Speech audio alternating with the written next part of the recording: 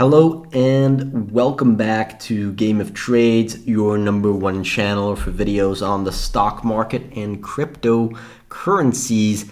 This video is going to be focused on the S&P 500 that following the May CPI reading has just been tanking down. We're going to go deep into what's going on in this move. Should we expect it to continue over the next few weeks, over the next few months? I am making this video as we are seeing this move down. Let me add the RSI here. This move down here since this CPI reading that we got towards the end of last week. The market has been coming down very violently, relentlessly, and is now near very extreme oversold conditions on the RSI on this 4-hour chart. You can see unlike anything that we've seen in recent history. So this is definitely a scary, violent move. What does it mean? If we go back even further, let's see similar types of moves. Even during COVID, we didn't see this type of overextension in the market. The RSI on the 4-hour time frame didn't even reach this level of oversold. To get one reading that's similar to the one we got here, we have to go back to 2019 here in this drop. Violent move down. We got a 4-hour overextension similar to the one we have today. And before that in 2018, right here. Now this is short-term stuff. It doesn't really mean anything, but I just wanted to show you guys so that you are aware of that reading. We have a lot of things to cover in this episode, so we're not going to waste time. So without further ado, let's get right into it. Now, first of all, I want to discuss very quickly the comment section. The goal of these videos on YouTube is to provide free information. This is our opinion, our own research. These are our methods to navigating the market. We're extremely open to criticism on the videos, criticism on our method of approach, as long as it's brought in a respectful and polite manner. It's very unfortunate to see that some people on YouTube are not able to do that. So over the last few months, ever since really March 2022 here, we've been building the case for disinflation. I think everyone is pretty aware that inflation has been running hot over the past few months. That's brought bond yields higher. It's been making the bond market go absolutely crazy, and that's led to a lot of the downside that we've seen on the stock market as we've seen these bond yields spike, which contracts the valuations of the S&P 500. And ever since March 2022, we've been looking for these factors that have been pulling down the market to dissipate. So inflation to start rolling over, bond yields to start rolling over, which would relieve a lot of the pressure we've seen in the market. Even this final correction we've seen, this is all bond yields that have been spiking. That is what's driving this move down here. And for now, that disinflation case, these rolling over of bond yields, that case remains very much intact, and we still think that could lead to quite an impressive recovery once these macro variables begin to materialize. In fact, 5-year break-even inflation rates are rolling over in a big way here, telling you the market is beginning to anticipate some type of a peak. That comes as a lot of commodities like coffee, corn, soybeans, all of these have been starting to show signs of rolling over. A lot of the base metals have also been showing weakness over the past few months. So you can see this definitely represents a change in character relative to the inflation in prices that we saw throughout 2021. The one big commodity that hasn't rolled over yet is oil. It's been grinding higher. The problem is that oil has the biggest influence on CPI and hence has the biggest influence on the market.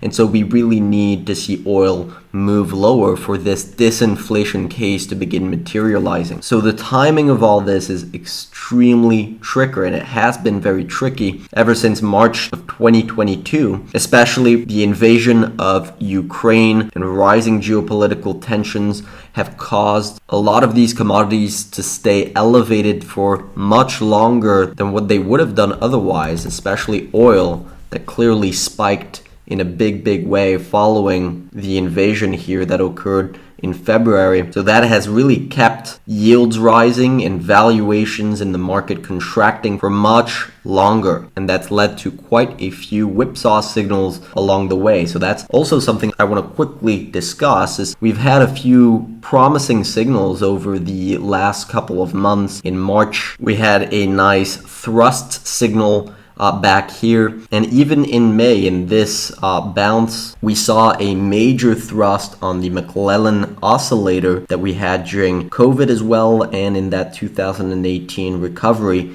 Big thrust signals that signal bullish momentum in the months ahead.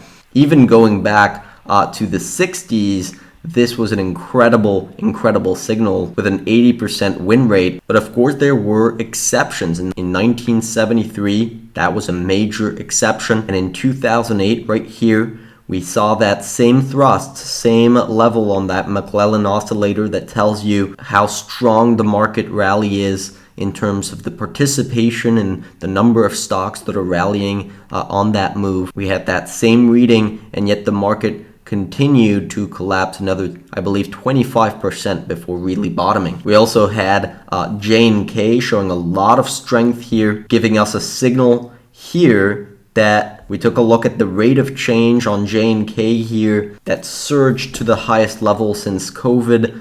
And we took a look at how many times that occurred. And again, this tends to provide extremely strong signals for the short term. But again, with major exceptions along the way, especially in that 2008 bottom scenario where stocks continued to collapse. So these signals that we got here on these big indicators, they ended up being whipsaws, especially for the short-term performance. Clearly, these did not work, and that is part of being in the market. Sometimes these indicators and signals that have extremely high probability of playing out based on historical patterns. There are always exceptions, and sometimes it's not going to work this time around, and that was the case in this scenario. Does that mean that they are useless from now on? Absolutely not, but it gives us an additional piece of data to look at. Now here I want to quickly discuss an important point on the S&P 500, that we're still very much in oversold conditions looking out from a long-term standpoint, right? This is the number of stocks on the S&P 500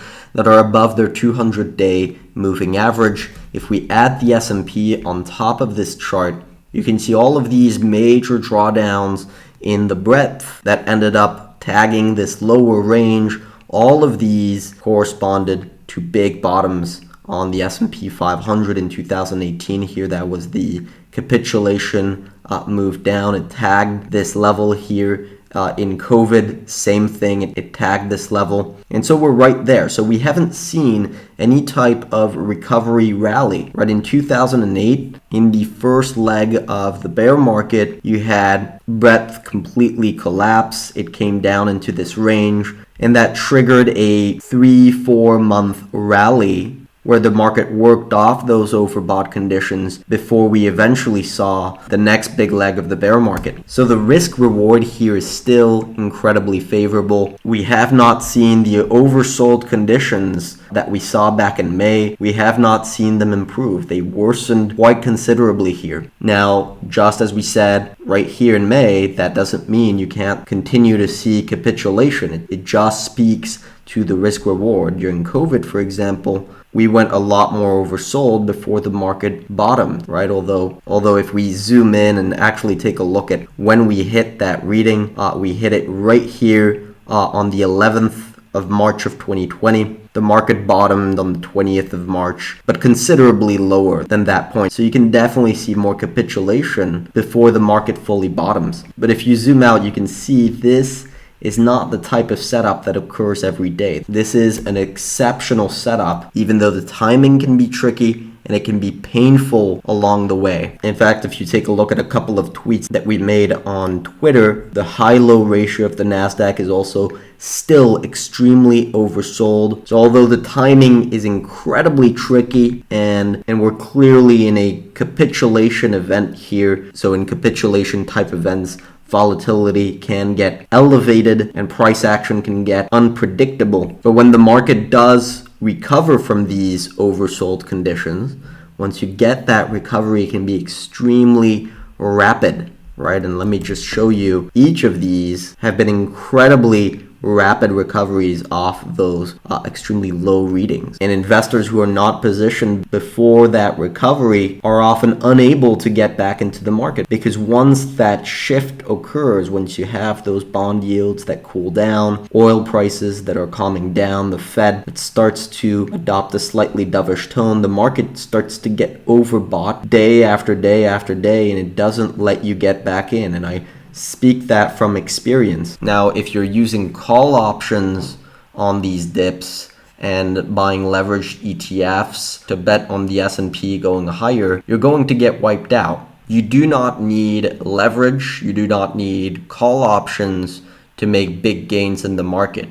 You just need patience and to be properly positioned at the right moment and capture those big moves. That can lead to much more profit than leverage and call options will ever get you.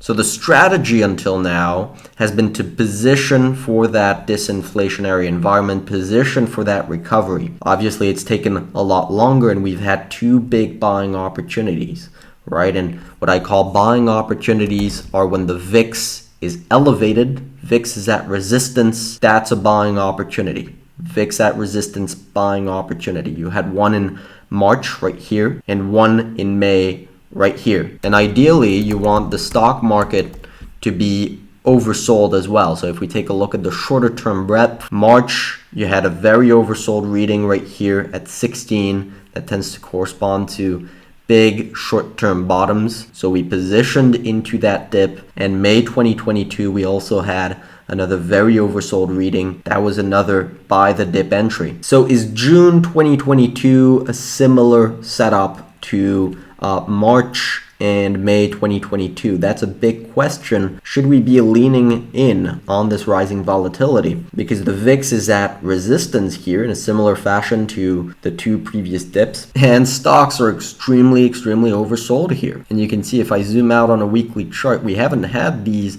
types of big bad breadth reading very often in the past. This is really an extremely oversold reading that we have today. So objectively, we have the VIX at resistance and we have the short-term breadth that's extremely oversold. These are pure risk reward indicators that are saying, yes, it's a good risk reward right now. So that's the completely objective approach to technical analysis. On the flip side, if I add a little bit of nuance to this setup, we are currently very well positioned already for any type of strong recovery in the market, especially when you take into account the fact that we're only 3-4 percentage points below the previous buying opportunity. We also have extreme downside momentum here. We don't have evidence of a bottoming price action. And of course, let's not forget this famous head and shoulder pattern here that, if we remain completely objective, could lead to further downside in this waterfall sell-off and trigger a breakout on the VIX. That is a potential scenario. Even though the risk reward here is favorable, you can always see a waterfall sell-off with spiking volatility, which would then very likely, if that occurs, lead to a very significant bottom. If we see the VIX spike into the 50 range, that would be a beautiful setup to sell volatility by the S&P as we reach these levels on the VIX. In fact, I took a look at that in this article that I posted on the 5th of June, and we discussed this very indecisive technical posture with this head and shoulder that leads to a 3,500 point target, right? So if this waterfall sell-off that we've had, and so far, this is what's been happening, right? Regardless of what happened here on this rally with that breadth thrust that we got that ended up being a whipsaw signal, we're in the capitulation phase of this correction. Now, these are setups that I'm watching very closely, especially that spike of the VIX. We're going to be looking at that very carefully on the website with the members on gameoftrades.net. If that does occur, a major spike in volatility, if you're able to capture that spike at around the 50 level, that can provide just ridiculous risk reward. So we're going to be updating the members very actively on gameoftrades.net as these setups play out, or if we see evidence that this ends up being a durable bottom. So we'll be watching that very closely as we see these developments play out. If you're interested in following that with us, make sure to go to gameoftrades.net. We do frequent overviews of the market, of the technicals, of the big signals that are currently occurring.